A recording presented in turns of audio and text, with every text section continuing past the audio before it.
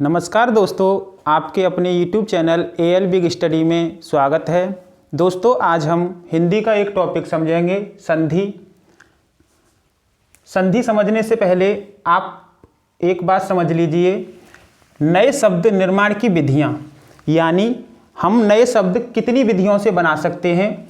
तो वो नए शब्दों की 4 विधियां होती हैं। संधि के द्वारा हम नए शब्द का निर्माण कर सकते हैं, समास के द्वारा नए शब्द का निर्माण कर सकते हैं, उपसर्ग लगाकर नए शब्द का निर्माण कर सकते हैं और प्रत्यय लगाकर नए शब्द का निर्माण कर सकते हैं। लेकिन आज हमें सीखना है संधि, कि संधि के द्वारा नए शब्दों का निर्माण कैसे होता है। तो समझते हैं दोस्तों। सबसे पहले हम समझते हैं संधि का शाब्दिक अर्थ। संधि का शाब्दिक अर्थ क्या होता है? मेल, योग, जोड़, सुलह या समझौता। आगे समझते हैं संधि की परिभाषा। दो निकटवर्ती वर्णों के मेल से जो विकार या परिवर्तन आता है उसे संधि कहते हैं। यहां एक बात समझनी है, दो निकटवर्ती वर्ण, यानी हम कह सकते हैं कि संधि में दो वर्णों का मेल होता है और समास में दो शब्दों का मेल होता है।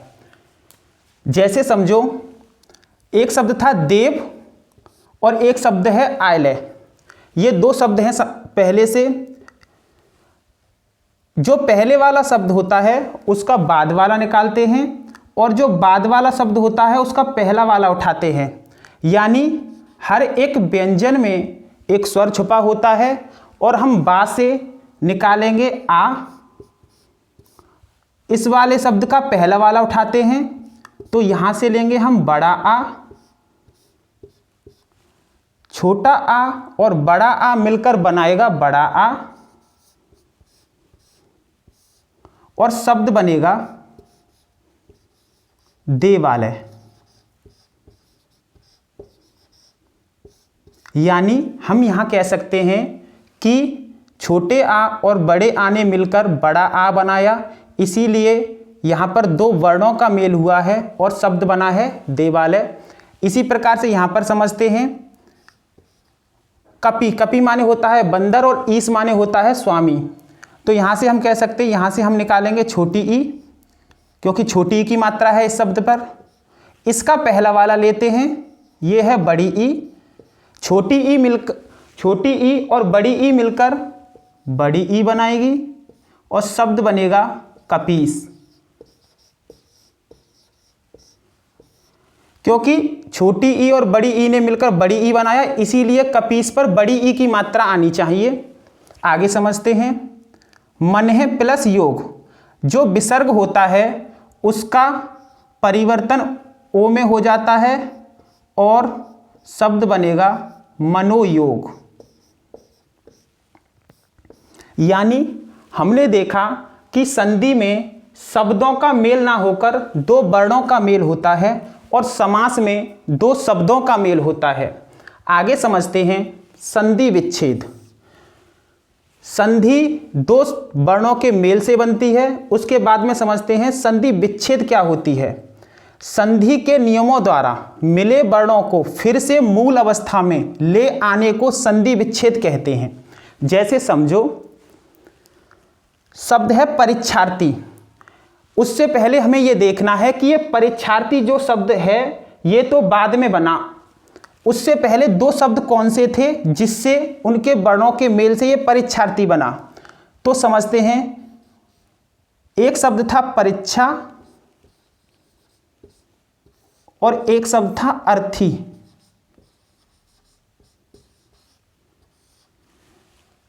यानी कि जो शब्द दे रखा है उसके मूल रूप में तोड़ने को ही हम संधि विच्छेद कहते हैं। परीक्षार्थी का संधि विच्छेद होगा परीक्षा प्लस अर्थी। इसी प्रकार से वागीश, तो इसका संधि विच्छेद करेंगे तो बाक प्लस ईस। यह हलंत दर्शाता है कि यह आधा व्यंजन है, इसमें कोई भी स्वर नहीं है। आगे समझते हैं, शब्द है वधु उत्सव। तो यहां पर हम संधि करेंगे वधु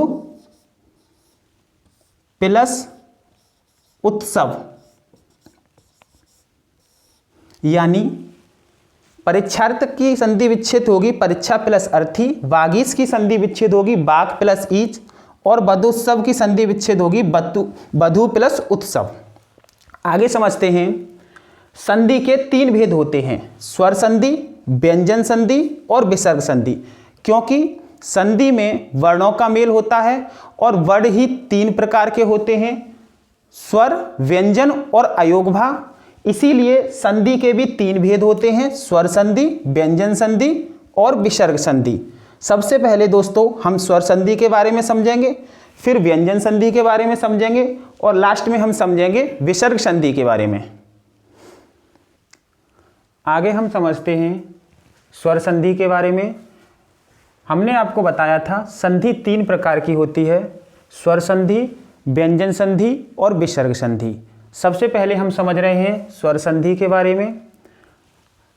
पहले तो आपको समझ लेना चाहिए कि स्वर कितने होते हैं। तो स्वरों की संख्या जो होती है वो 11 होती है। छोटा आ, बड़ा आ, छोटी ई, बड़ी ई, छोटा ऊ, बड़ा ऊ, ऋषि, छोटी ए, बड़ी ए, छोटा ओ, बड़ा ओ। जहां इन 11 स्वरों में से कोई 2 स्वर आपस में मिलकर कोई शब्द बनाएं तो उन सारे शब्दों में स्वर संधि होगी। स्वर संधि की परिभाषा समझते हैं। जहां 2 स्वरों का मेल हो वहां स्वर संधि होती है। 2 स्वरों का मेल कैसे? जैसे एक शब्द है नरेंद्र, अगर मैं नरेंद्र की संधि विच्छेद करूं तो नर प्लस इंद्र,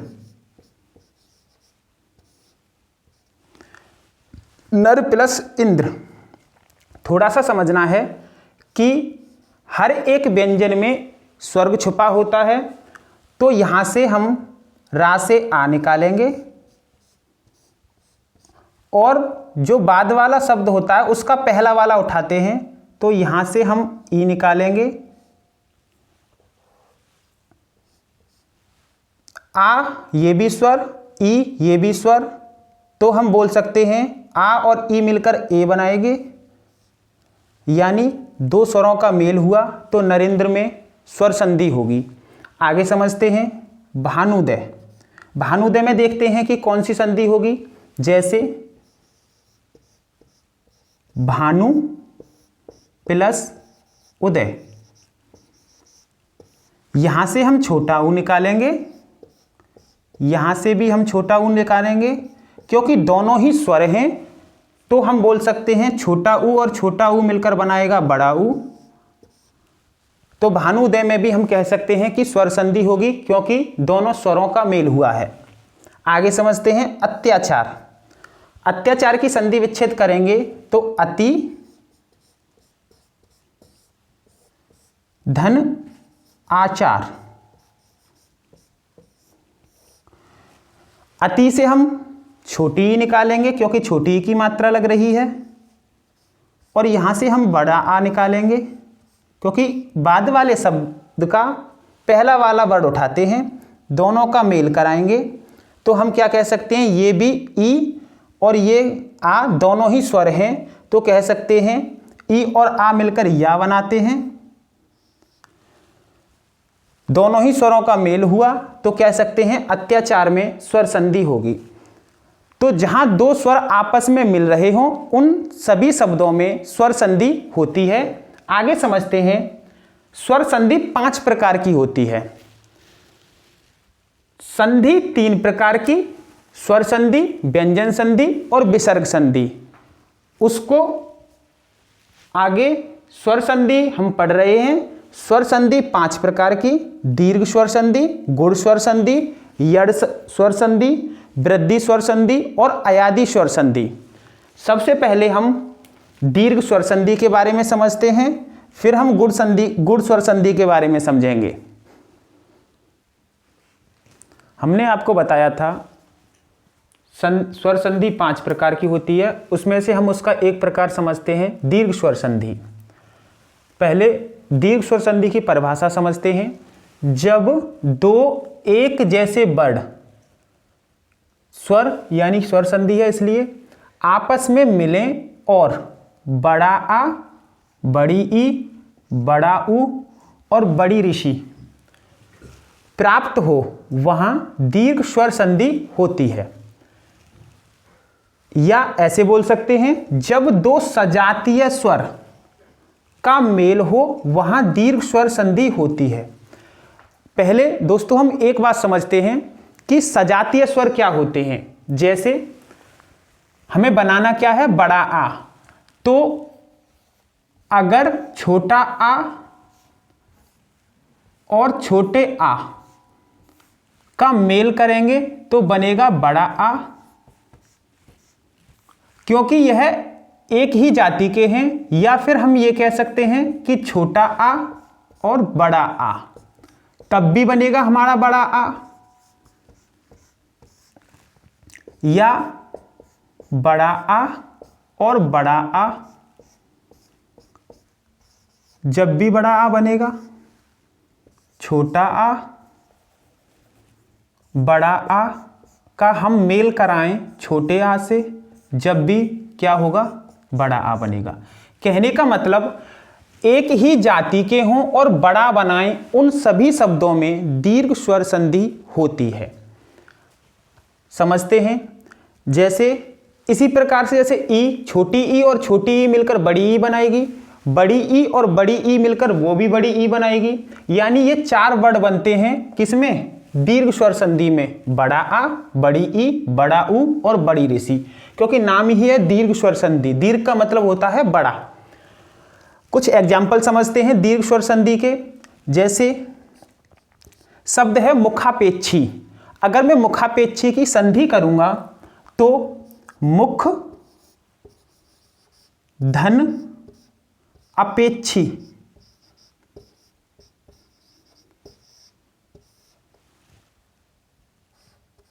क्योंकि पहले वाले शब्द का बाद वाला निकालते हैं, क्योंकि हर एक व्यंजन में एक स्वर छुपा होता है। तो खा से हम निकालेंगे आ को और इसका पहला वाला लेते हैं। यहां से हमने लिया आ, दोनों ही सजातीय हैं। आ और आ मिलकर बड़ा आ बनाएंगे। तो मैं कह सकता हूं कि मुखापेक्षी में दीर्घ स्वर संधि होगी, क्योंकि सजातीय वर्ड मिलकर बड़ा बना रहे हैं। आगे समझते हैं कृष्णापन्न। अगर संधि करेंगे तो कृष्ण धन आपन्न, यहां से छोटा आ और यहां से लेंगे हम बड़ा आ। मैंने आपको बताया अगर छोटा आ और बड़ा आ मिलकर बड़ा आ बनाएंगे तो यहां पर भी ये बड़ा आ बनाएंगे और दोनों ही सजातीय हैं। तो हम ये कह सकते हैं कि कृष्णापन्न में दीर्घ स्वर संधि होगी। आगे हम समझते हैं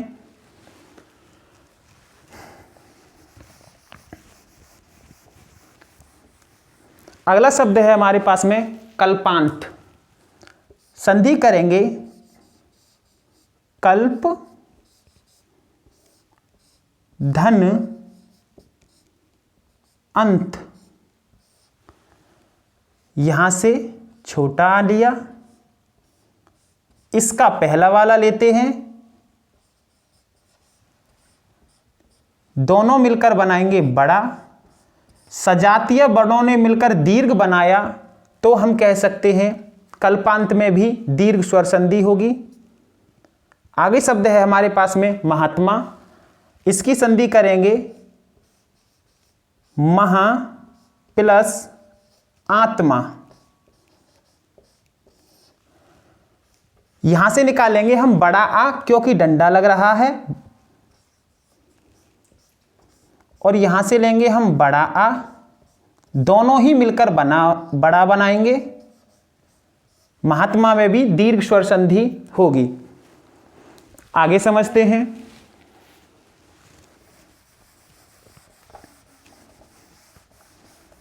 अगला शब्द है हमारे पास में वार्तालाप। संधि करेंगे वार्ता धन आलाप।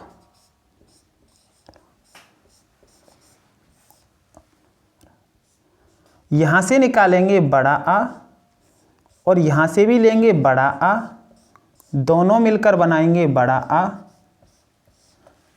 वार्तालाप में भी दीर्घ स्वर संधि होगी। आगे समझते हैं। अगला शब्द है गिरीश। अगला शब्द है गिरीश।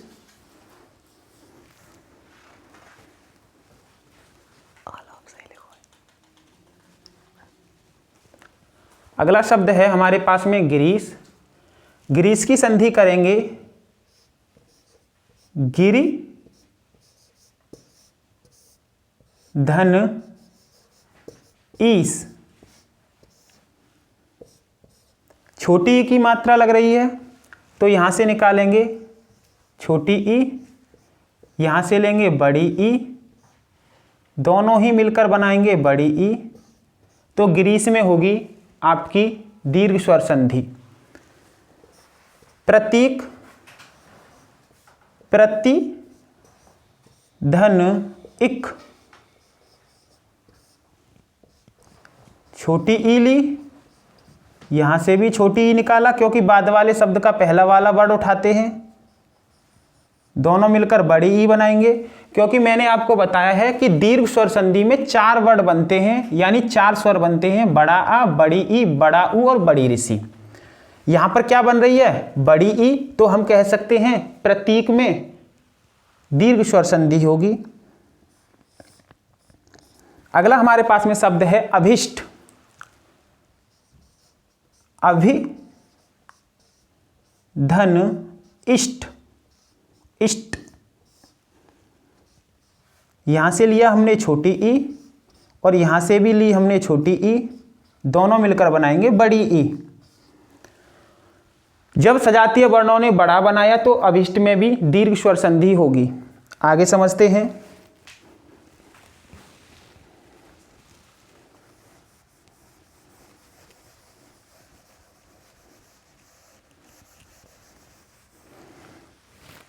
अगला हमारे पास में शब्द है रजनीश।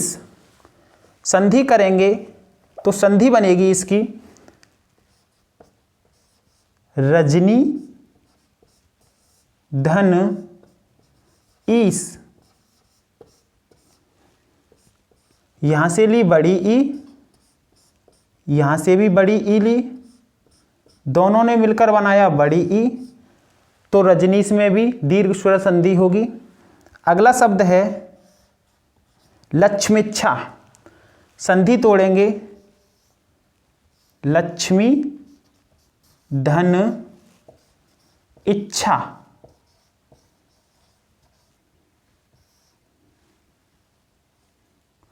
लक्ष्मी धन इच्छा शब्द बनेगा लक्ष्मीच्छा, क्योंकि यहां से बड़ी ई निकालेंगे और यहां से भी छोटी ई निकालेंगे, बड़ी ई बनेगी।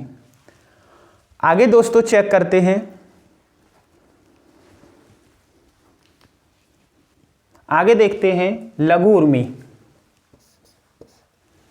संधि लघु धन उर्मी।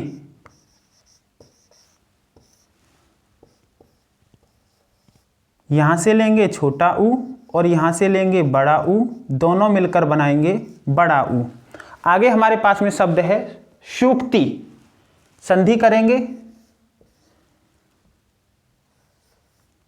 सु धन उक्ति।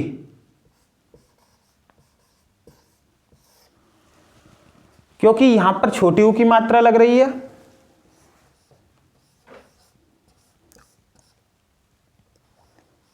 और ये भी छोटी ऊ की मात्रा, दोनों मिलकर बनाएंगे बड़ा ऊ।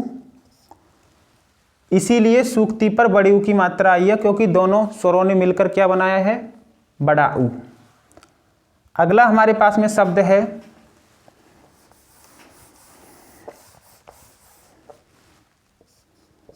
संधि तोड़ेंगे भूधन ऊर्ध्व